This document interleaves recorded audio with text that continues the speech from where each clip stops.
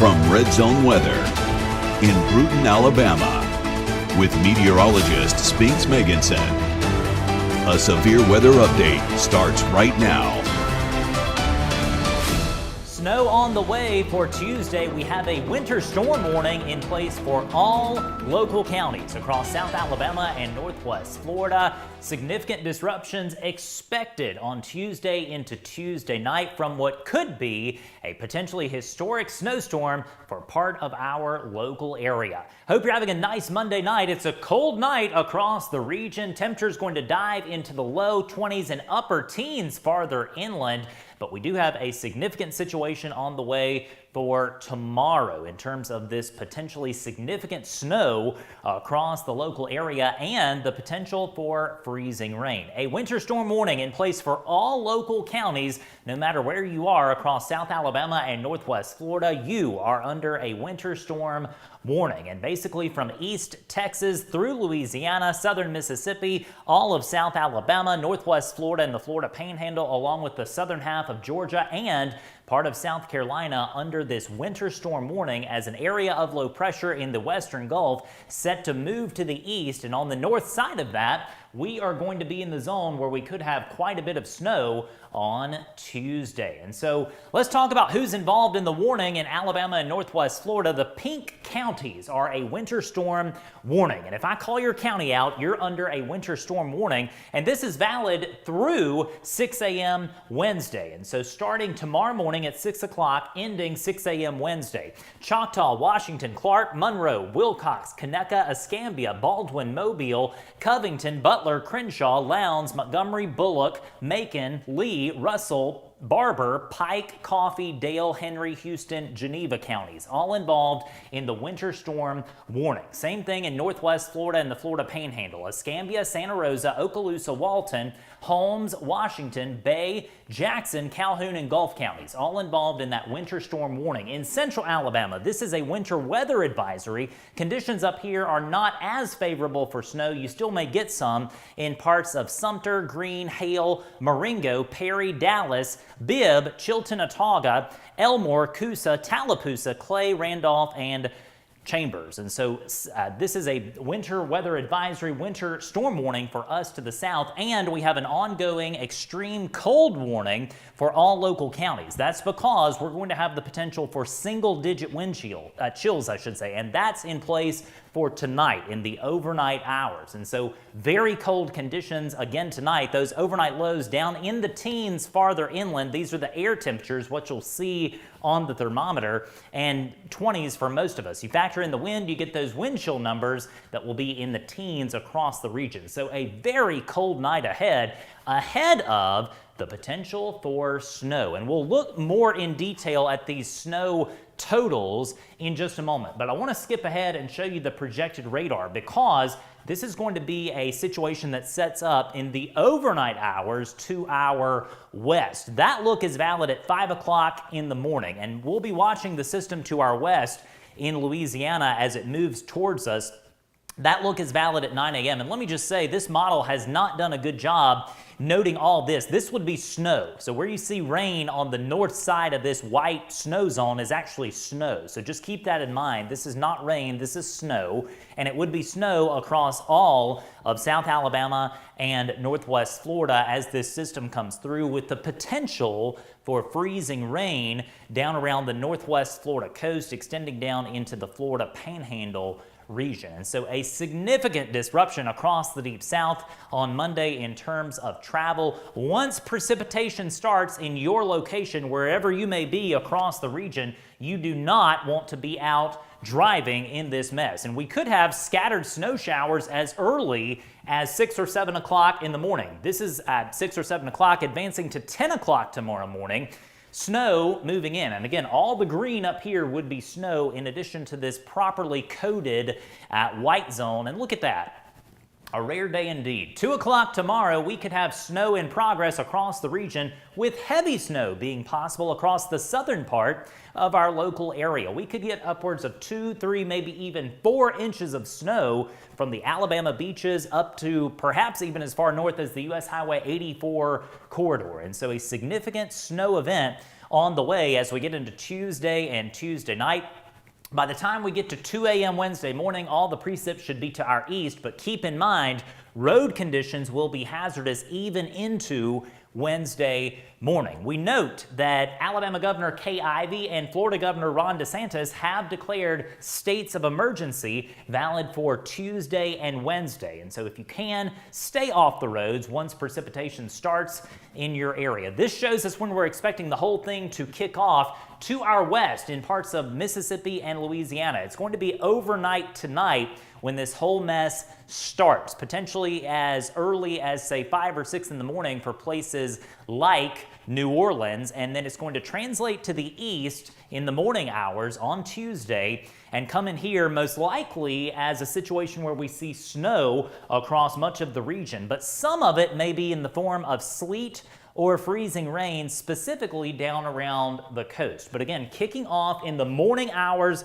of Tuesday. So we're about 12 hours out from when this whole thing will begin, maybe even 10 hours. And so this thing's going to kick off in the morning and really go all day on Tuesday. Now let's look at snow totals because these have changed a bit.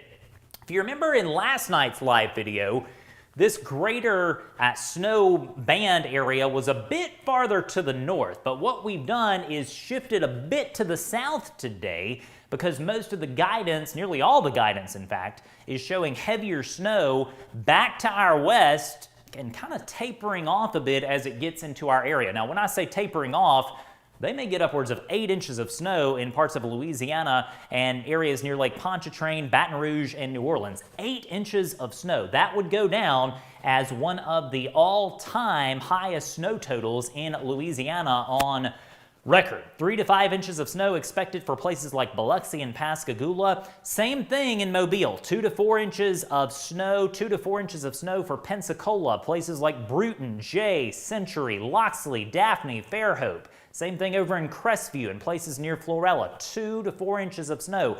You go about 50 miles farther to the north, places like Monroeville, Evergreen, back over to Jackson, we're talking 1 to 3 inches. And north of there, this is counterintuitive to what you might think, farther north, less in the way of snow for places like Gilbertown, Thomasville, Pine Hill, Camden, back over to Montgomery, going to get most likely less snow than places to the south. This is a historic situation and that's something we rarely ever see. Snow totals maximized near the beaches and the bays. In addition to the snow, we're also concerned about the potential for ice accumulation down here, specifically south of I-10 in parts of coastal Alabama and northwest Florida. And keep in mind, the probability here has decreased a bit. This may end up being a snow situation entirely across our area. Now, what I'm going to do is we're going to look at some different scenarios. So I want to back up. This is our map that we generate in-house here at Red Zone Weather. This is one that I handmade earlier,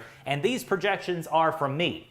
And so if I wake up, on Wednesday morning with egg on my face, you can say, Spinks, we didn't get 4 inches of snow or 2 inches of snow in Jay, Florida. That's kind of the zone where Jay and Century are as one example. But what we're doing is looking at all the different models and bringing it together to make a handcrafted forecast. And we can look at National Weather Service data to also make our maps. And so this is one parameter from the Weather Service. And if you think about this kind of on a bell curve, this is the zone where most of the models are. And you can see that we're expecting 2 to 3 inches of snow across a big chunk of our area. But let's look at some scenarios here. Let's say that this system overperforms. What would that look like? Well, it might look like this. This would be at the 95th percentile of expectations. So in other words, if we're looking at that bell curve, this is on the high end. This would be our high-end snow scenario. Potentially 3 inches of snow up here in this high-end scenario as far north as Thomasville, with a big chunk of us getting 4, 5, 6 inches of snow. And so that would be a big snow if the thing overperforms. Let's look at the other end of the bell curve. Let's say that it underperforms. What are we looking at then? Probably in the neighborhood of an inch of snow near the coast, the beaches and the bays, Mobile Bay specifically, an inch of snow. This would be a significant underperformance of this system. You see that back behind me in Louisiana, still expecting a good bit of snow even in the lower end scenarios, but this is the expectation. This is the middle of the road, middle of that bell curve, what expectations are 2 to 3 inches of snow for a big chunk of our local area. And surrounding that, lower snow totals. Farther to the north up here near Grove Hill, areas near Millry, and potentially down around the immediate coast where there could be some ice involved. And speaking of ice accumulation, let's talk about that. We're going to do the same exercise. So this is the expectation. Probably not much in the way of overall ice accumulation. Again, this is what's expected. This is on the middle of that bell curve. And this is what most of the models are showing. Not very much ice accumulation, probably less than 1/10 of an inch, probably less than that for our part of the world. In parts of Walton, Okaloosa, Santa Rosa, Escambia, and Baldwin counties near the coast, higher freezing rain and ice amounts to our southeast. But let's take it further and let's look at the boom scenario. In other words, what happens if we have an overproduction of ice? Still not very much, but we could see some issues in terms of power outages quickly becoming possible if we see more in the way of ice and freezing rain, especially over here in parts of Santa Rosa, Okaloosa, and Walton counties. Again, this is at the 95th percentile, so not exactly a likelihood. Let's look at the underperformance of ice. Nothing. So there is a real chance that we may not see any ice accumulation whatsoever with this system. But again, I do think we will see some, specifically south of I-10 in northwest Florida. That's going to be the zone where we have the greatest potential for ice accumulation. Now, regardless of if it's ice or if it's snow across our region, we're all in this purple zone. This is an impact map zone, and this tells us where we're expecting significant disruptions everywhere across the region. Does not matter what kind of precipitation you get tomorrow. It's going to be a day when you need to stay off the roads. Keep in mind, those ground conditions are going to be quite cold. And even if you get, say, and I'm using this number arbitrarily, let's say 1/4 of an inch of snow. That's a small amount compared to what we're projecting. But let's say you get 1/4 inch of snow. Well, if that falls on a very cold roadway, it can quickly freeze over. And so keep in mind, even if we see an underperformance in the precip world, we could have big impacts in terms of roadways. And so significant impacts possible. States of emergency in effect for Alabama and Florida due to this system. And overall, across our region, we're still projecting a very high percentage that most of us will get at least 1 inch of snow on the ground in the next 24 to 36 hours. And keep in mind, this has shifted a bit to the south, just like what we saw on our projection map in terms of the snow totals.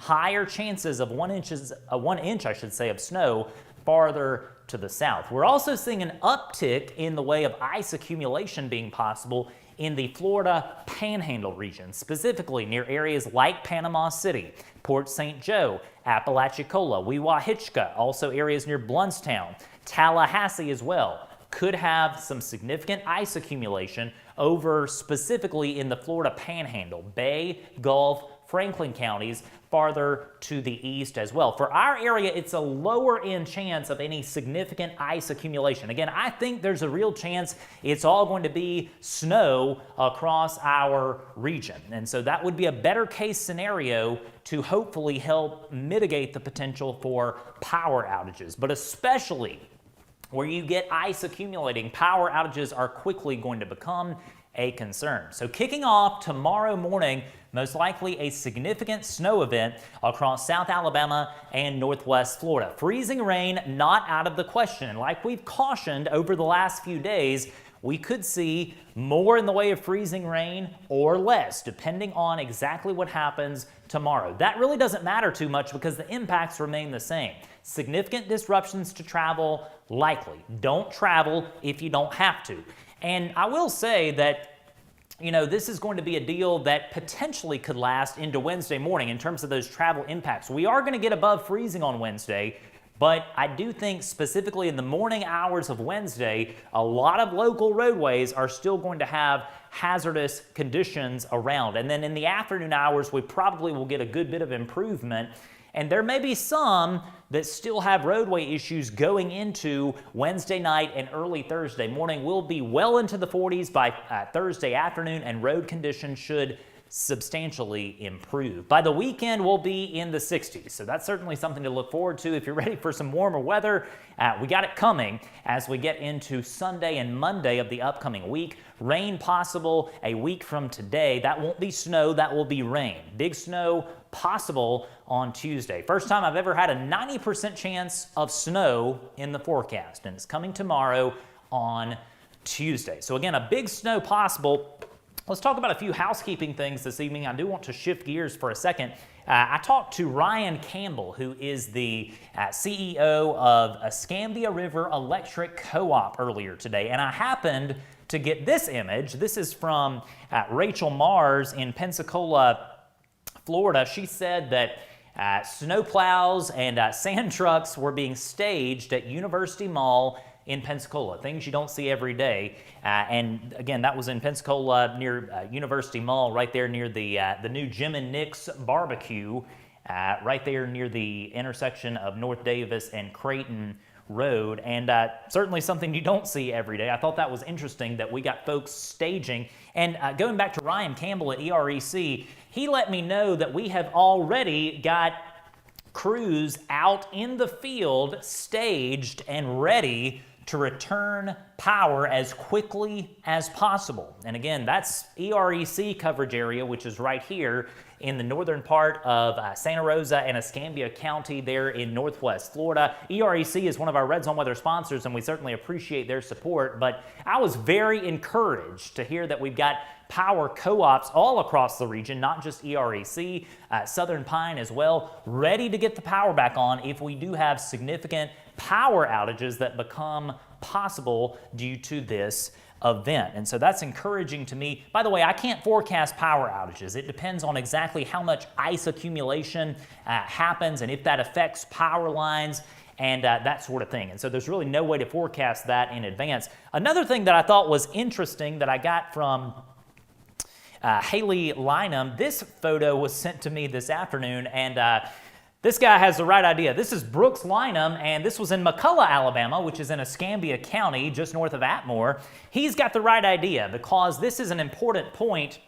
When you're measuring snow tomorrow, make sure that it's on a level surface. This is called a snowboard, and it's essentially a piece of plywood with a ruler stick there. And so that's how we properly measure snow. We thank Brooks for getting out there and showing us how it's done in advance of this event. And by the way, just like this, we look forward to seeing pictures all across our region tomorrow into tomorrow night as we have a substantial snow event on the way. Again, my advice to you, if you can, I realize that we got folks who are working in the morning and things like that, but if you can, get somewhere by early tomorrow morning and stay put before we get this precipitation in here, because once precip starts, there's a chance that road conditions could go downhill very quickly in terms of road conditions deteriorating very quickly across the region. And so I'll have many more updates posted in the Red Zone Weather app. This is what we're expecting, though. Again, we're less than 12 hours out from this event kicking off. Higher snow totals here in the coastal counties, Mobile, Baldwin, Escambia, and Santa Rosa, and surrounding that, probably some snow as far north as places like Camden, Linden, Butler, Thomasville as well. So snow on the way, maybe some frozen precipitation in the form of freezing rain and sleet as well. I'll have plenty of updates posted in the Red Zone Weather app. Next video coming at 7 a.m. Just like always, our regular daily video coming in the morning. If you have questions, let me know and I'll get to those in just a little bit. On behalf of all of us at Red Zone Group LLC, I'm meteorologist Spinks Megginson saying goodbye for now. Hope you have a nice Monday evening. Stay warm. Extreme cold warning overnight. Be sure to find us across social media, and don't forget to download the free Red Zone Weather app and set up your customized alerts. Please support our Red Zone weather sponsors who make our coverage possible every single day.